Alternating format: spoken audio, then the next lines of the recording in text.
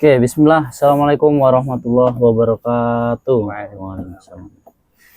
So, in this occasion, we will do, what will we do? About Arko? interview. Interview. That's part of the final project, ya. Yeah. Yeah. So, in this interview, we will do just casual interview, ya.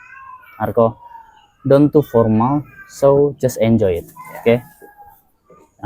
Also, in this interview, I will have you some of points that I want to ask you. So let's go to the first point that I want to ask. That is about yourself. So could you tell me about yourself in detail? Yeah. Okay. So, hello, my name is Manggala Arko Nugroho, and you can basically call me Arko. Before I came to IDN, I already have some experience in IT. Maybe just some basics like designing in Canva, or maybe doing a little bit of Excel. And then I also learned a bit about programming when I was in elementary school. So I wish to continue my skill in IDN to become probably a designer. But I also think about becoming a programmer because I think that because I have learned it, it will be a waste if I didn't use my programming skill too. Okay, great, Arko. So it's still in yourself, yeah. Yeah. Maybe you can tell me about your weakness. Oh, Yeah. my Do you have weakness? yeah, Of course, of course, everyone Go on. have weakness. About So my weakness is that probably I have too many goals that I can't reach because I have always been interested in anything that I see. As I said before, I want to be a designer, but also a developer. But in aside of that, I also want to have a skill in drawing and so many things. So I cannot. I probably now cannot focus on one thing to achieve it, but basically that I was probably too interested in so many things that I hope in learning one thing and then hoping to another thing. oh, I see. So it's kind of Yeah, distraction. Okay. And do you have the way to solve it, Arko? my way to solve it Yeah. is probably I have a schedule maker in like Notion, which I set a time where I will learn about one thing. For example, in uh, this 1 month or probably a few months, I will very focus on one thing. So I will not learn about anything other than what I have scheduled on the Notion or the schedule that I have made. So that uh, I will make sure to reach all my goals with the time that I have set in my schedule. Okay, great. And for the next is about your skill. What is your skill before coming here to EDN exactly? Exactly, my skill before coming here was Yeah. in my elementary school. There is so many things that I have learned. Actually, I have a little learning lesson, like a private lesson about Scratch in my home too. So that before I come to IDN, I have already learned a bit about Scratch. So it doesn't really gonna be hard to learn about it again in IDN. And I have also learned aside from Canva like uh, other tools. So I have very uh, I have some experience on designing on not just on Canva, so that I can probably adapt better on using other tools. And probably I have also uh, have a decent typing skill, which maybe that will be put somewhere in good use. Okay. So that what do you think about IDN lesson? Is that really worth it for everyone or also for the basic learner? So Yeah. about You can, IDN, yeah, yeah. you can explain it by your opinion. What my opinion is that IDN is actually very good in the terms of its like lesson, because it probably cover almost all of the things that was in IT right now, like designing and then also coding. And for IDN, I think it was best for beginners because the the lesson in there was uh, very basic. And if you want to continue the lesson, there is the SMK IDN that will continue what you have learned in SMP. Like you have learned Figma, but only the basic. But in SMK, you will learn a lot more about Figma. And also, right now in ninth grade, they make a project that is a Flutter project, which they will learn a lot more in SMK. So basically, in SMP lesson is just an introduction for the SMK lesson. Okay, good. So, could you tell me about what is the hardest thing that you made here? Okay, so Maybe about project or making something. probably about project is if I will say the hardest, it's it will be in ninth grade right now, which is doing the Flutter project, because uh, it have so many codes that I have to learn about. Like there is override, and then that you have to style the text in like making it bigger or maybe color the text and changing the font family. There is a lot more to do in Flutter than uh, there is then in seventh grade and eighth grade lesson. So I think the hardest project was Flutter now, which I was doing the app Bitakwa, which have a lot of screens like doa screen, and then uh, salat schedule, and then zakat calculator, which is one of the hardest one because it have the calculating machine, and then it have the if code, and also have mathematics in there. So I think the hardest one until now is the Bitakwa. Okay, I see. So we have talk more about IT. So what about the Dinia and English lesson here? What is your point of view about it? Dinia and English lesson. So about Dinya and English lesson, Yeah. it was actually very good. Uh, and the Dinya too specifically, and the English, because in there is a rare school that teach IT and Dinya in the same school. And also for the English, it was also very good because you also need English to learn the IT. So the Dinya project in here was also uh, good because they use practice instead of just writing. So they make presentation, and then there is also storytelling, and also there is a project that make poster, and there is also the one that test your Arabic speaking, like Tahsin.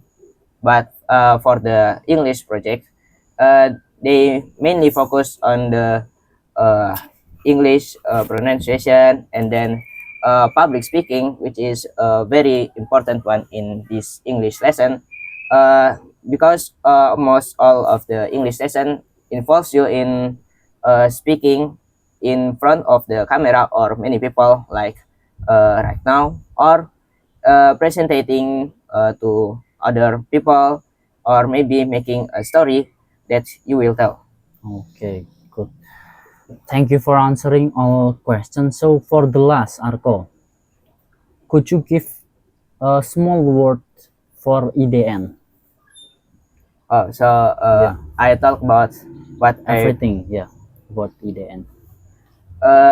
so IDN is a very beautiful school, as I say that not only the lesson but the people in here was very uh, very spirit in learning, so you can have a circle of people around your age that was also searching to be a successful person.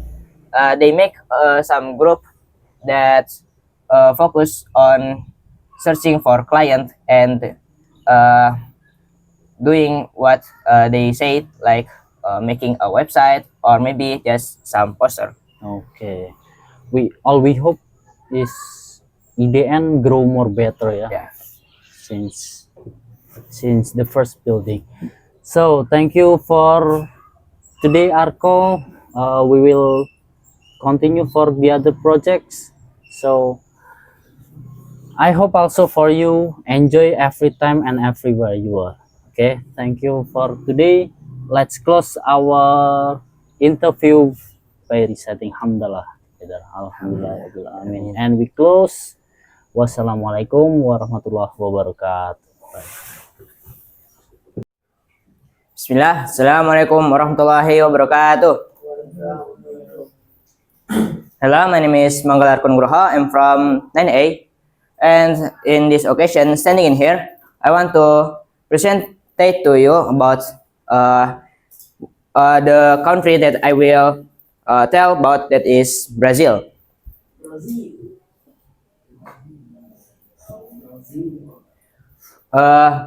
Hola, which is hello in Portuguese. Brazil is the largest country in South America. It has a tropical climate, beautiful beaches, and the famous Amazon rainforest. If you know the application Amazon, which you can deliver like in other countries, the name was from this rainforest. That is from Brazil. The capital city is Brasilia, and the biggest city is Sao Paulo. Brazil have its first president, which is Manuel Deodoro da Fonseca, and its current president, which is Luiz Inácio Lula da Silva, which now its currency is Brazilian real. So as you can see, the placement of Brazil in this big map, as you can see, this is America, and in about like here in down, there is Brazil in here. If we compare the size to other countries, Brazil is actually pretty big because as you can see, America was this and Brazil was this. Maybe actually around or maybe a little bigger than America.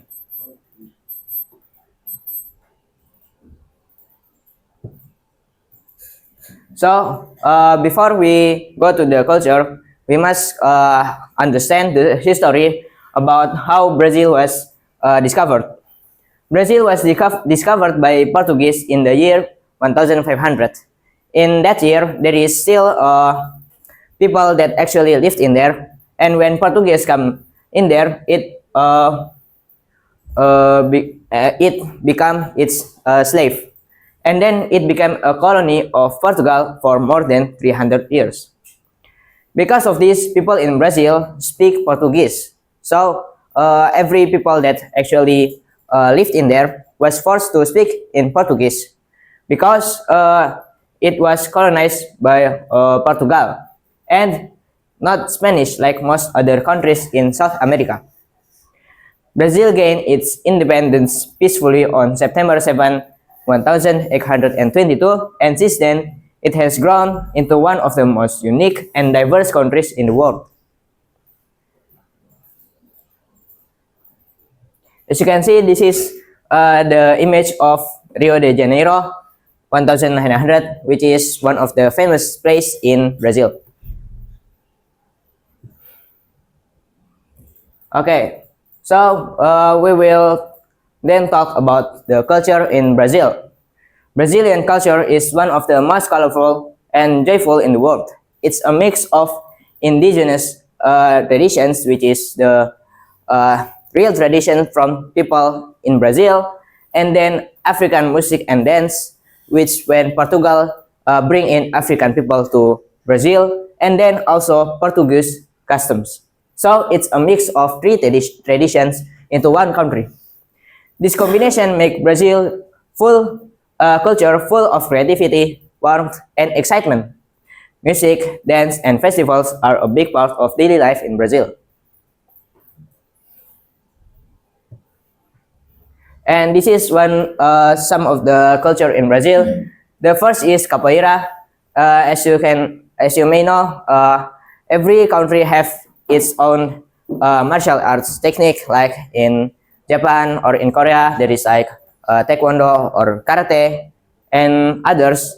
But in Brazil, they have capoeira. And what make capoeira is unique from other country is that capoeira mixes Brazilian art that mix dance, music, and martial arts. So you may know in other countries they probably only focus on martial arts, but in capoeira they insert dance and music too. It was created by African slaves as a way to practice fighting in disguise. So when they practice fighting, they disguise in dancing. So people want call them practice fighting. And today it's performed with music, singing, and acrobatic moves. And then one of the biggest culture in Brazil too is Festa Junina, which is one of the festival that comes once a time, and that it celebrates the rural life of and Saint John, which is their prophet in the Christian, I think. And then people wear traditional customs, dance the quadrilla, and enjoy foods like corn cakes and sweet rice. So this is more about Carnival Festival. So the Carnival Festival is the biggest and most famous festival in Brazil. It was so big that even from 1935 and until 2025, it was still the biggest festival in Brazil. And this also not even the biggest in Brazil. Probably it's even one of the biggest in the world too. It is celebrated every year before Lent, usually in February. During Carnival, people wear bright costumes, then samba in the streets, and then celebrate together all day night. The most famous celebration is in Rio de Janeiro, which I talked before, where thousands of dancers and musicians join colorful parades. And then this is the nature in Brazil. So the first one is I have already told, which is the Amazon rainforest. Why was it so popular? Is that it was the largest rainforest in the world. It covers about 60% of Brazil, and it was also got called the lungs of the planet because it produced one of the largest amounts of oxygen. And then the second is the Amazon rainforest, which also one of the longest and powerful rivers in the world. It flows for more than 6,400 kilometers, and it was the second biggest river in the world. And then this is the famous landmark, which is Pelourinho. The neighborhood Pelourinho is the historic center of Salvador Bahia. It's one of the most colorful places in Brazil. And then Celeron Steps, which is who was made by Chilean artist George Celeron. created the world's most famous and colorful steps in Rio de Janeiro.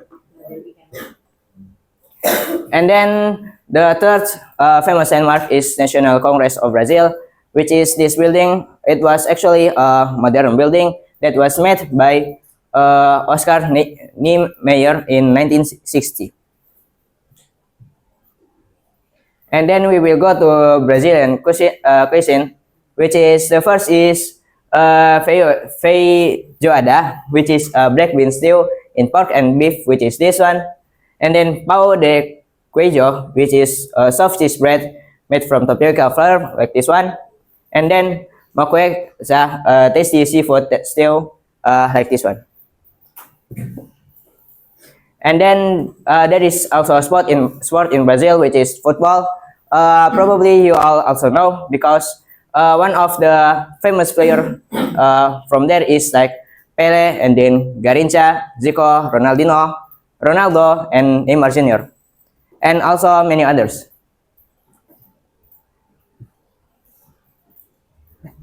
Okay, maybe that is all from me. Wassalamualaikum warahmatullahi wabarakatuh.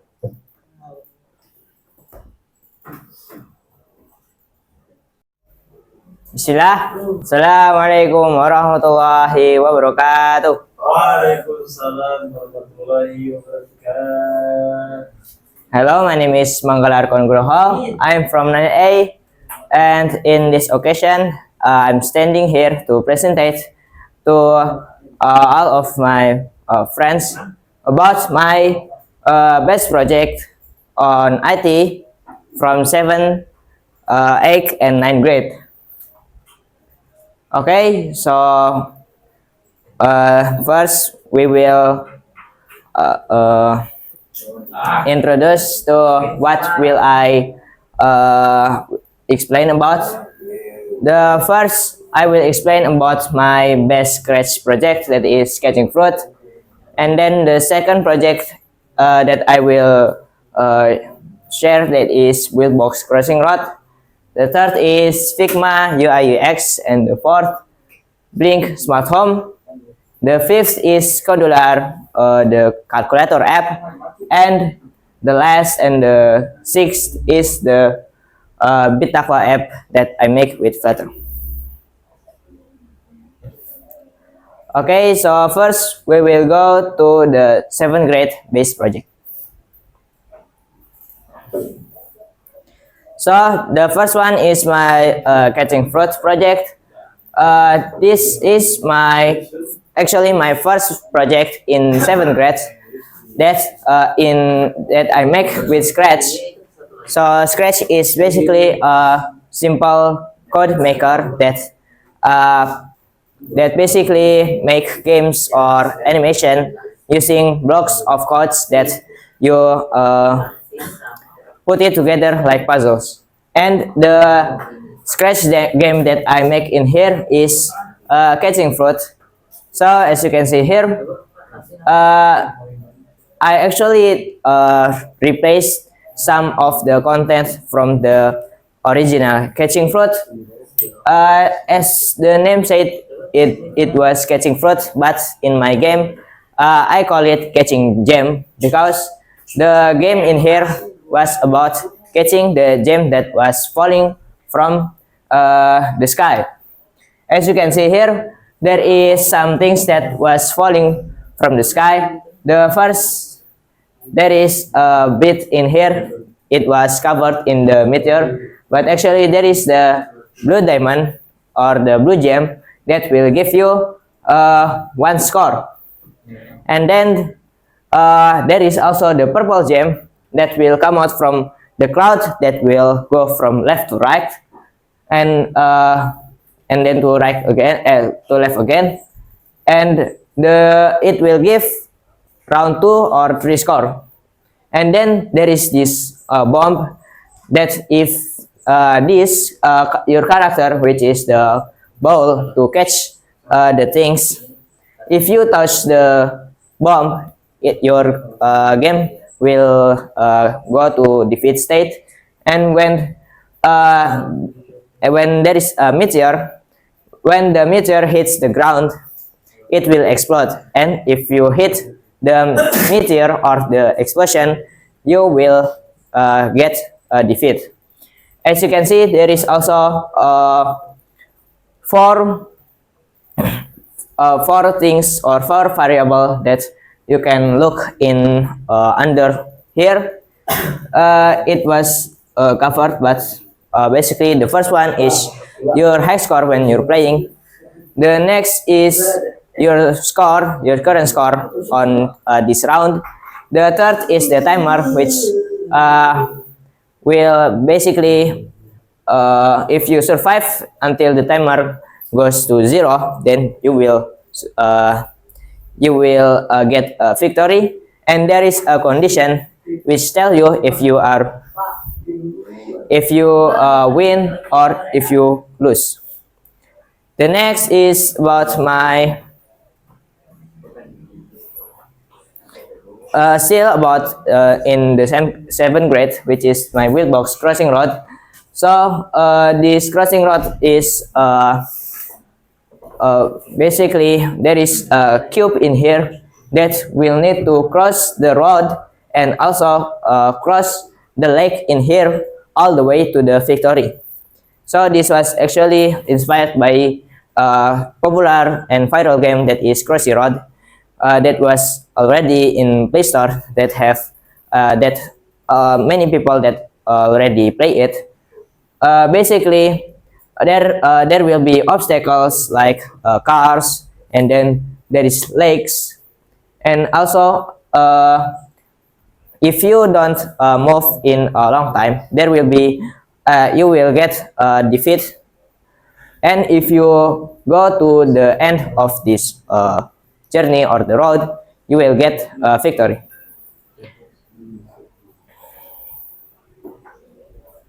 Okay, and we will move to the 8th grade project. The first one is my UI UX project in Figma. I really love this project because it was one of my coolest project that I think that I have ever make in 8th grade, because as you can see here, I have already make many different screens like home, time, Qibla, and account, and which every button in there can also be clicked, and there will be also a different screen that will you will go to when you click the buttons. As you can see here, for example, if you go to the calendar, it will go to the calendar screen. If you go to start reading, you will go to the Quran screen. There is also the sub screen, or like the different pages like here, like there is from Ustadz Khalid Basalamah, and then there is free online Quran learning, and then many other things. I have made this with my prototype, and I have designed this. Some of this I have researched a little bit to make it better. The second best 8th grade project is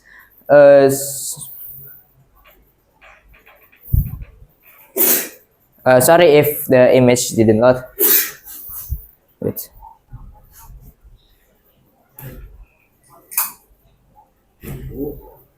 Which is the smart home project that I make with Blink. And why did I use this as one of my best project in 8th grade? Because as you can see, this will be really helpful if this actual name was watering plants. I think I forgot.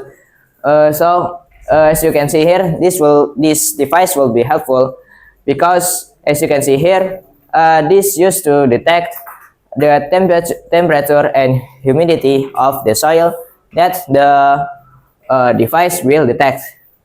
As you can see here, there is 2 LED and 3 LED. The first one is for humidity. This when the humidity was low, and then when it was high, and then there is the temperature in here.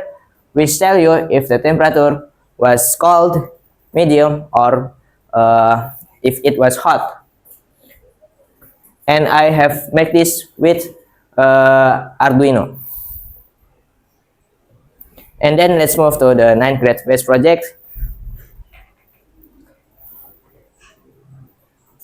The first one is a calculator application that I make with Codular. So basically, in here there will be a variety of options that you will choose that to calculate the things that you need. For example, there is the screen when you calculate simple mathematics like plus, minus, and divide, and other else. There is also the screen where you can calculate 2D shapes, for example, a rectangle, a circle, trapezium, and many other things. And this is also my last Codular project in 9th grade, and it was actually pretty hard to make because it have a lot of screen, and also there will be a bit of calculating in here. And the next is the Bitaqwa app. So after I make the Codular project, there is also the Bitaqwa app. There is also many screens in here. For the first screen, that is the dashboard screen, where you can see all of the screen that you can choose. And from the dashboard screen, you will go to other screen. Also in the dashboard screen, there will be your current time, and then there is also a bit of poster. And then after the dashboard screen, there is the doa screen, which you can see all of the types of doa, like for example the doa for when you go out of the house, or when you go eating, when you go to bathroom, and many others. There is also the zakat screen, which you can calculate how many zakat that you will need to pay for your current money. There is also other things like Salat schedule, which will automatically set your current place and set your and find the current Salat schedule in your place. Emir.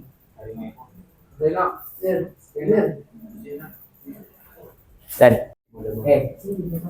Okay, maybe that is all from me. Sorry if I have mistake. Wassalamualaikum warahmatullahi wabarakatuh. Mir.